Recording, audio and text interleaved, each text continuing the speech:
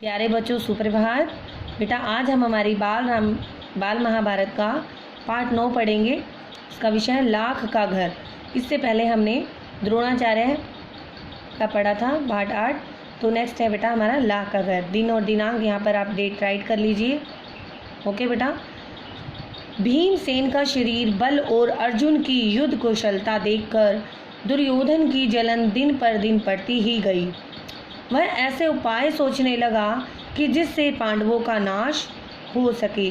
बेटा इस पाठ में हम ये पढ़ेंगे कि जब पांडव वन के लिए गए थे, वनवास मिल गया था पांडवों को, तो क्या हुआ था, दुर्योधन जो था उनके प्रति जो उनके ईर्ष्या का भाव था उसके मन में निरंतर बढ़ता ही जा रहा था और वो ऐसी युक्तियां सोचने लगा कि जिससे पांडवों का नाश हो सके।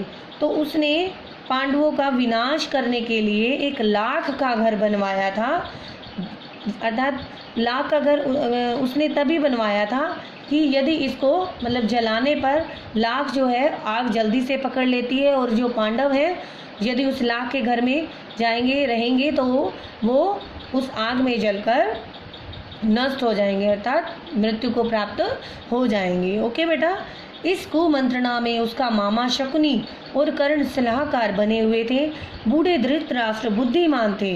अपने भतीजों से उनको स्नेह भी काफी था, परंतु अपने पुत्रों से उनका मोह भी अधिक था।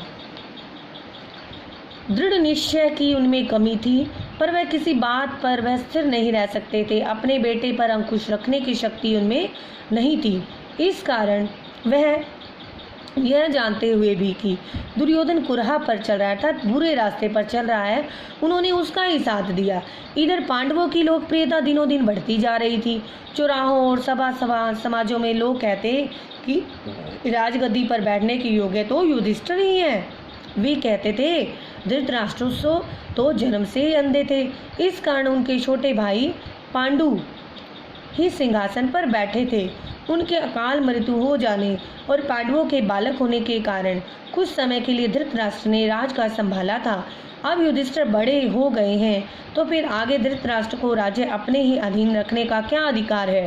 पितामह भीष्म का तो कर्तव्य है कि वह धृतराष्ट्र से राज्य का भार युधिष्ठिर को दिला दें। युधिष्ठिर ही सारी प्रजा के साथ न्यायपूर्वक व्यवहार कर सकेंगे। जो जो पांडवों की यह लोकप्रियता दिखाई देती थी, ईर्ष्या से वह और भी अधिक उड़ने लगता था तो जलने लगता था।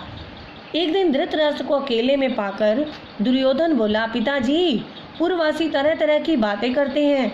जन्म से दिखाई न देने के कारण आप बड़े होते हुए भी राज्य से वंचित ही रह गए हैं। राज सत्ता आपके छोटे भाई के हाथ में चली गई। अब यदि युधिष्ठिर को राजा बना दिया गया तो फिर पीढ़ियों तक हम राज्य की आशा नहीं कर सकेंगे। पिताजी हमसे तो यह अपमान न सहा जाएगा। तो बेटा इसमें हमने ये पढ़ा कि भीमसेन और अर्जुन का शरीर बल और युद्ध कुशलता देखकर किसको जलन होती थी। अर्जुन का शरीर जो था वो बलशाली था और भीमसेन भी, तो उनकी युद्ध कुशलता देखकर किसको जलन होती थी। तो मैंने आपको पहले भी बताया किससे जलन होती थी, दुर्योधन को, जो कि इनका चचेरा भाई था। दुर्योधन की कुमंत्रणा में उसके सलाहकार कौन बने हुए थे, दुर्योधन के मामा बने हुए थे शकुनी और कर्ण। कौन अपनी बात पर स्थिर नहीं रह सकते थे, धृतराष्ट्र। पितामह भीष्म का क्या कर्तव्य था, धृतराष्ट्र से राज्य का भार युधिष्ठिर को दिला देने का। दुर्योधन ने अपने पिता धृतराष्ट्र से क्या कहा, युधिष्ठिर को राजा बना दिया गया तो फिर पीढ़ियों तक हम राज्य की आशा नहीं कर सकेंगे। यह सुनकर राजा धृतराष्ट्र सोच में पड़ गए। बोले, बेटा तुम्हारा कहना ठीक है, लेकिन युधिष्ठिर के विरुद्ध कुछ करना भी तो कठिन है। युधिष्ठिर धर्मानुसार चलता है, सबसे समान स्नेह करता है, अपने पिता के समान ही गुणवान है। इस कारण प्रजाजन भी उसे बहुत चाहते हैं। यह सुनकर दुर्योधन बोला, पिताजी आपको और कुछ नहीं करना है, सिर्फ पांडवों को किसी न किसी बहाने वारणावत के मेले में भेज दीजिए। मैं आपको विश्वास दिलाता हूँ कि इतनी सी बात से हमारा कुछ भी बिगाड़ नहीं होगा। इतनी सी बात से हमारा कुछ भी बिगाड़ नहीं होगा। इस बीच अपने पिता पर और अधिक दबाव डालने के इरादे से दुर्योधन ने कुछ कूटनीतिज्ञों को अपने पक्ष में मिला लिया। वे बारी बारी से धृतराष्ट्र के पास जाकर पांडवों के विरुद्ध उन्हें उकसाने लगे। इनमें कर्णिक नाम का ब्राह्मण मुख्य था, जो शकुनी का मंत्री था। तो शकुनी का मंत्री कौन था? कर्णिक नाम का ब्राह्मण था। उसने धृतराष्ट्र को राजनीतिक चालों का भेद बताते हुए अनेक उदाहरणों एवं प्रमाणों से अपनी दलीलों की पुष्टि की। अंत में बोला, राजन, जो ऐश्वर्यवान है वही संसार में श्रेष्ठ माना जाता है।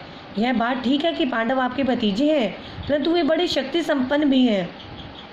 इस कारण अभी से चौकन्ने हो जाइए। आप पांडु पुत्रों से अपनी रक्षा कर लीजिए, वरना पीछे पछताएगा। बाद में केवल पछतावे के अलावा और कुछ विशेष नहीं रह जाएगा। राजा धृतराष्ट्र किसकी बात सुनकर सोच में पड़ गए थे? दुर्योधन की। युधिष्ठिर के विरुद्ध कुछ करना कठिन क्यों था? क्योंकि युधिष्ठिर धर्मानुसार चलता था, तो वो धर्म का पालन करता था, सबसे स्नेह करता था। दुर्योधन से पांडवों को कहाँ भेजने के लिए कहा? वारणावत के मेले में। कहाँ भेजने के लिए कहा? वारणावत के मेले में। और शकुनी का मंत्री कौन था? मैंने आपको पहले भी बताया, कर्णिक नाम का ब्राह्मण। कर्णिक ब्राह्मण ने धृतराष्ट्र को किससे अपनी रक्षा कर लेने को कहा? किससे? पांडु पुत्रों से, जो पांडु के पुत्र थे, पांडु के। ठीक है। कर्णिक की बातों पर धृतराष्ट्र विचार कर रहे थे कि दुर्योधन ने आकर कहा, पिताजी, आप अगर किसी तरह पांडवों को समझाकर वारणावत भेज दें तो नगर और राज्य पर हमारा शासन पक्का हो जाएगा। फिर पांडव बड़ी खुशी से लौट सकते हैं और हमें उनसे कोई खतरा भी नहीं रहेगा। दुर्योधन और उसके साथी धृतराष्ट्र को रात दिन इसी तरह पांडवों के विरुद्ध कुछ न कुछ कहते सुनाते रहते और उन पर अपना दबाव डालते रहते। आखिर धृतराष्ट्र कमजोर पड़ गए और उनको लाचार होकर अपने बेटे की सलाह माननी पड़ी। दुर्योधन के पृष्ठपोषकों ने वारणावत की सुंदरता और खुशियों के बारे में पांडवों को बहुत ललचाया। कहा कि वारणावत में एक भारी मेला होने वाला है, जिसकी शोभा देखते ही बनेगी। उनकी बातें सुन सुनकर खुद पांडवों को भी वारणावत जाने की उत्सुकता हुई। यहाँ तक कि उन्होंने स्वयं आकर धृतराष्ट्र से वहां जाने की अनुमति मांगी। धृतराष्ट्र की अनुमति पाकर पांडव बड़ी खुशी हुए और भीष्म आदि से विदा लेकर माता कुंती के साथ वारणावत के लिए रवाना हो गए। पांडवों के चले जाने की खबर पाकर दुर्योधन की खुशी की तो सीमा न रही। वह अपने दोनों साथियों कर्ण एवं शकुनी के साथ बैठकर पांडवों तथा कुंती का काम तमाम करने का उपाय सोचने लगा। उसने अपने मंत्री पुरोचन को बुलाकर गुप्त रूप से सलाह दी और एक योजना बनाई। पुरोचन ने यह सारा काम पूर्ण सफलता के साथ पूरा करने का वचन दिया। तुरंत वारणावत के लिए रवाना हो गया। एक शीघ्रगामी रथ, अर्थात जिस पर जल्दी जाया जा सके, बहुत ही तेज चलने वाला रथ पर बैठकर पुरोचन पांडवों से बहुत पहले वारणावत जा पहुंचा। वहां जाकर उसने पांडवों के ठहरने के लिए सन, घी, मोम, तेल, लाख, चर्बी आदि जल्दी जल्दी आग पकड़ने वाली चीज़ों को मिट्टी में मिलाकर एक सुंदर भवन बनवाया। इस बीच अगर पांडव वहां जल्दी पहुंच गए तो कुछ समय उनके ठहरने के लिए एक और जगह का प्रबंध पुरोचन ने कर रखा था। दुर्योधन की योजना यह थी कि कुछ दिनों तक पांडवों को लाख के भवन में आराम से रहने दिया जाए और जब वे पूर्ण रूप से निशंक हो जाएं, तब उनका संदेह दूर हो जाए, उनकी जो शंका थी वो समाप्त हो जाए, तब रात में भवन में आग लगा दी जाए, जिससे पांडव तो जलकर भस्म हो जाए और कौरवों पर भी कोई दोष न लगा सके। तो धृतराष्ट्र ने क्या किया? धृतराष्ट्र ने अपने पुत्र दुर्योधन की सलाह मान ली। पांडवों ने धृतराष्ट्र से क्या अनुमति ली? वारणावत जाने की। पांडव किसके साथ वारणावत जाने के लिए रवाना हुए? माता कुंती के साथ। दुर्योधन ने किसे बुलाया? अपने मंत्री पुरोचन को। पुरोचन ने क्या वचन दिया? पांडवों और माता कुंती का काम तमाम करने का। इज इट क्लियर बेटा? तो आपने इस पाठ को ध्यानपूर्वक पढ़ना है, समझकर। ओके बेटा? तो इसके जो प्रश्न उत्तर दिए गए हैं इनको आपने याद करना है। केवल आपने इनको उत्तर पुस्तिका में नहीं लिखना है, केवल आप अभ्यास करेंगे। जब याद करेंगे तब आपने लिख कर इसके लर्न करना है, ताकि जो हमारी लेखन में अशुद्धियाँ होती हैं उन्हें हम दूर कर सकें। इज इट क्लियर बेटा? ओके बेटा, थैंक यू सो मच।